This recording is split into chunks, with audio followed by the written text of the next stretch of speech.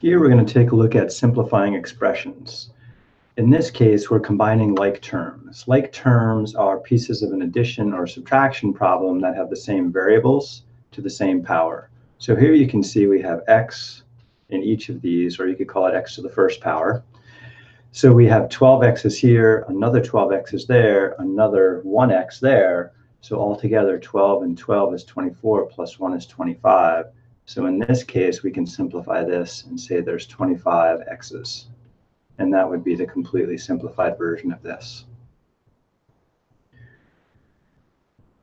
This material is covered in Chapter 2 of our textbook, Variable Expressions and Order of Operations. Let's try another one. Here, we're going to apply the distributive property, and then we can combine like terms. So thinking of the order of operations, I would do inside parentheses first, but since 4x and 9 are not like terms, I can't simplify this addition. Like terms are about simplifying addition. So next thing I would do is I have to multiply before I can add on the outside. So I have to distribute this 5 through. 5 times 4x is going to give me a 20x. 5 times 9 is going to give me a 45. And then that plus 6 is hanging out. Now, I have a 20x here, but no other x terms, so there's nothing like the 20x. However, these have no variables, so they are like. So 45 and 6 is 51. And then the 20x is hanging out. And I can't take this any farther. I can add 20x to 51 by putting an addition sign in, but I can't simplify it any further. So that would be the simplified answer here after distributing and adding like terms. Here it says simplify.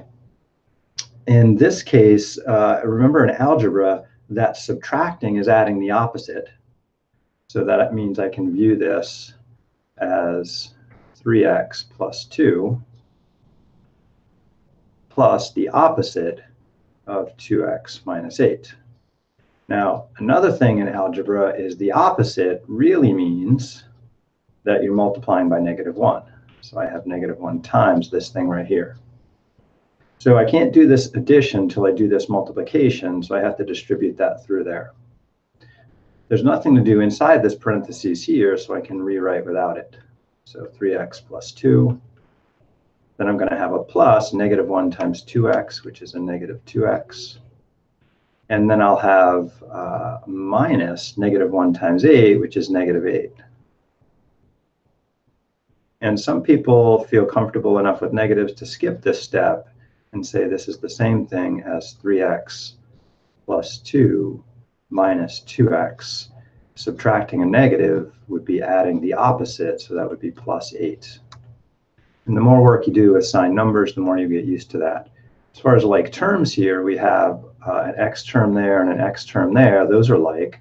So 3x minus 2x is going to give me 1x. And then I have a 2 plus 8.